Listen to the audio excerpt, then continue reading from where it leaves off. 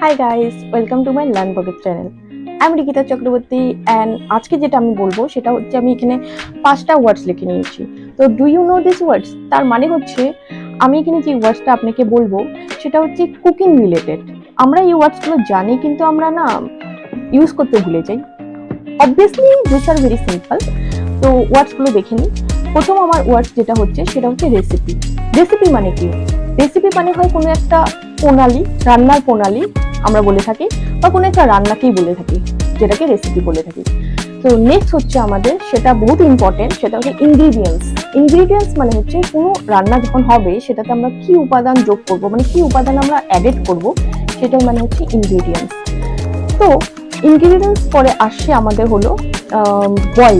ওকে, boil দেখে নিতে পারি। বয়েল মানে হচ্ছে সিদ্ধ করা। আমরা বলে থাকি না boiling, it was boiling or it is boiling, মানে হচ্ছে বয়েল মানে সিদ্ধ।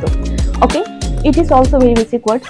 অ্যান্ড নেক্সট মাই ওয়ার্ডস হচ্ছে ফ্রাই। ফ্রাই মানেও বহুত বেসিক, আমরা একদম ইউজ করে থাকি মার্কেটে যখন আমরা বলি কোনো ফ্রাই না খাইতে বা ফ্রাই না করতে, তো ওইটাই হচ্ছে ফ্রাই।